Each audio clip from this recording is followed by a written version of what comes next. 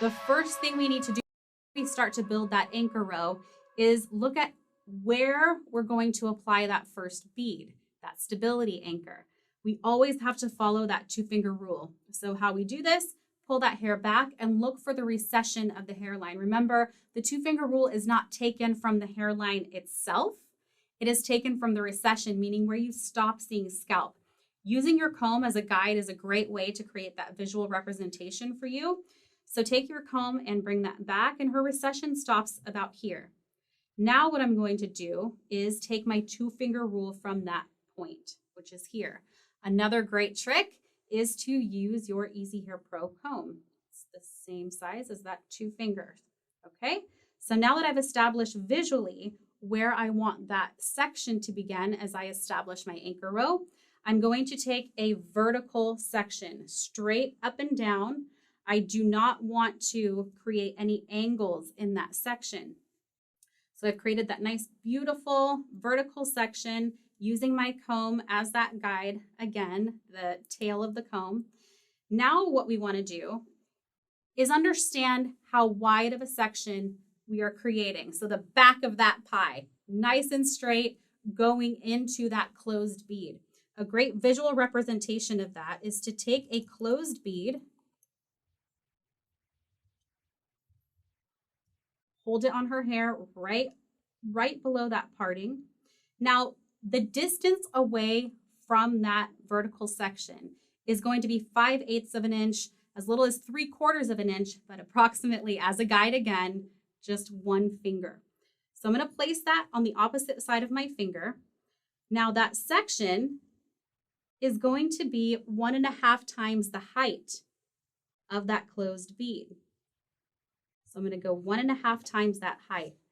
This is the exact shape that you are going to create when you section for this stability anchor.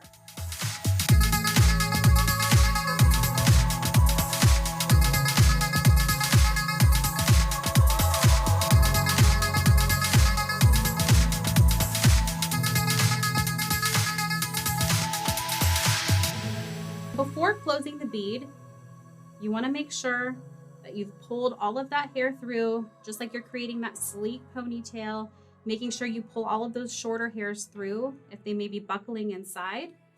And you're also doing this to prevent this bead from going too far forward. If I don't have tension and control on this section, what can happen is I can push that forward. You want to make sure that you're just holding that in line with your parting, so you can't put that bead any more forward towards the face.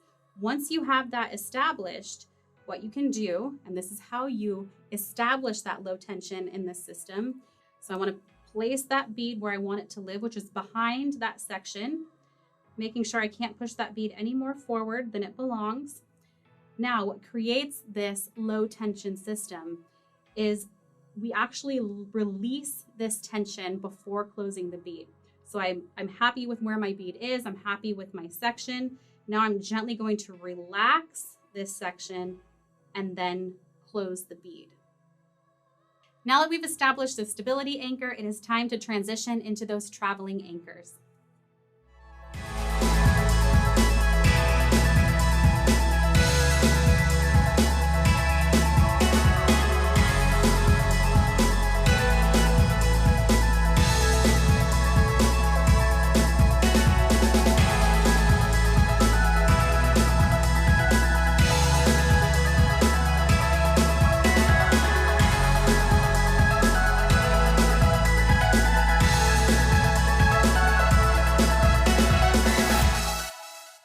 When you meet resistance, you can no longer create those traveling anchors. It's time to transition into that drop anchor.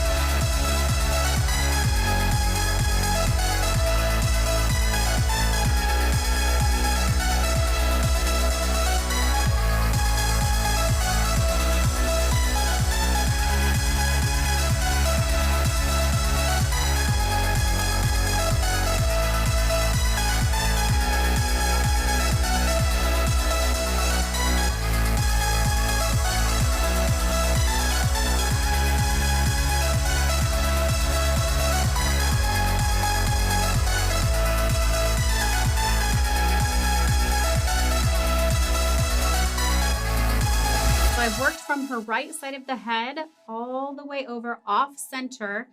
The reason I'm going off center with her switch anchor is because she likes to wear a lot of ponytails. So I don't want to put my switch anchor at that center back where she puts those ponytails because it's going to put too much stress and it could cause drag. So I'm offsetting that switch anchor just to make sure it's nice and safe, it's nice and comfortable. And that's a great idea for anyone that's lays on their back when they sleep, or you might want to put it at the center back if they are side sleepers. So always make those adjustments for your guest any and every time you do an application. I'm going to transition to the other side and continue by starting with that stability anchor, traveling anchor, drop anchors, and meeting up at the back where we are going to complete the switch anchor.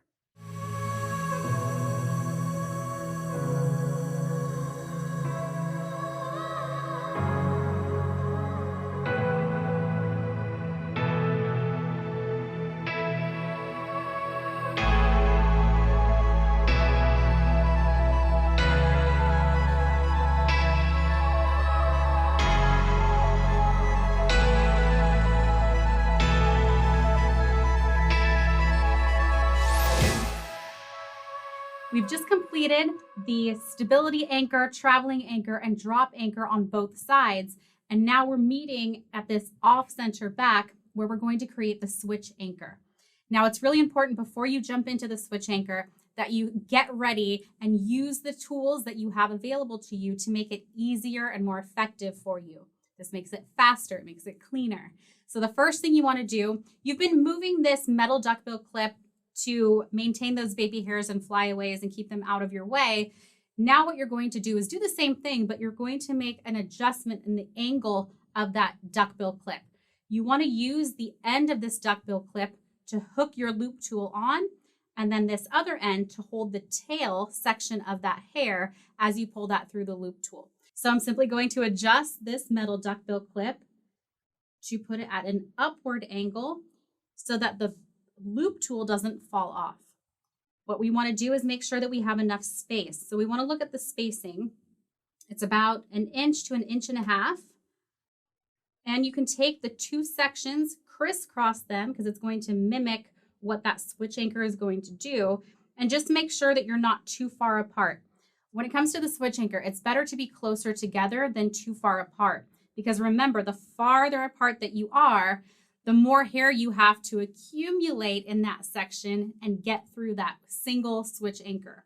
So it's better to be closer together than too far apart. So our spacing is beautiful. We're going to have that single switch anchor bead right at the center of that section. And as you go and you take those partings, as you're creating that drop anchor, remember, you are dropping down 2/3 of the previous tail section in order to account for the amount of hair that's collectively coming together inside of that bead. So compared to the other drop anchors, you're dropping more of that hair versus the others so that you can get that section through. You're taking the same amount as that subsection as you've been taking. So it's the height of the bead down from the parting. You're still maintaining that same sectioning with your subsection. The only thing that changes is you are dropping 2/3 of that tail section from the previous anchor. Before you start creating your switch anchor, you want to make sure that this is nice and stable enough. So you could test that by just placing your loop tool on and making sure that this isn't dropping down or pulling out that section that you've created. So that looks really good. Now you're going to hook this here, and essentially what's going to happen is you're going to clip this tail section up. So you want to make sure that you really utilize this clip to your advantage to make sure it's faster, easier, and more effective. We're going to continue from the same side. I'm going to go directly center, take that same previous subsection, go over to meet up with the bottom of that bead. And again, I'm taking just 1/3 to continue into the next bead and dropping 2/3.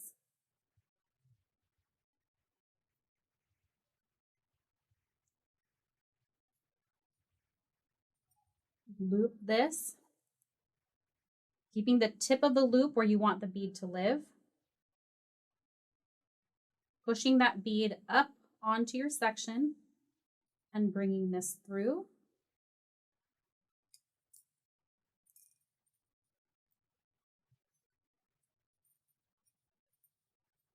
You're going to clean this up.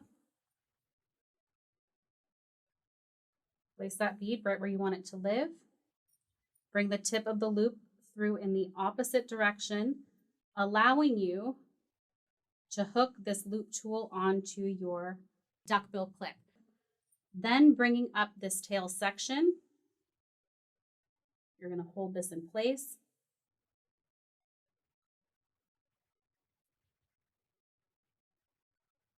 Opening this side, we're going to take 1/3 and the same subsection, dropping down 2/3.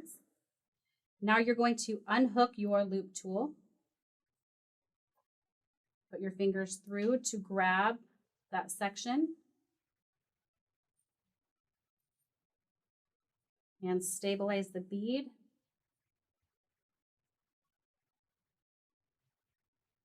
As you glide this through, remove your duckbill clip and let that drop.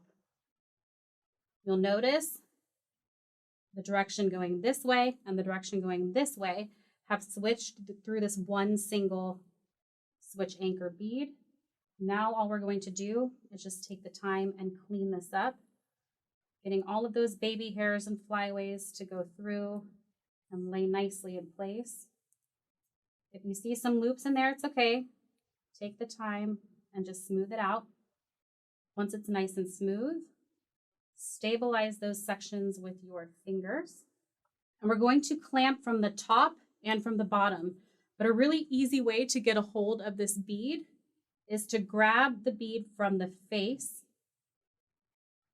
and then rotate that bead upward, closing that bead from the top, using your thumb to kick out that bottom so you can get a grip, and then closing that bead. You want to make sure that this bead is very secure, very closed, because this is what is ending our anchor row application.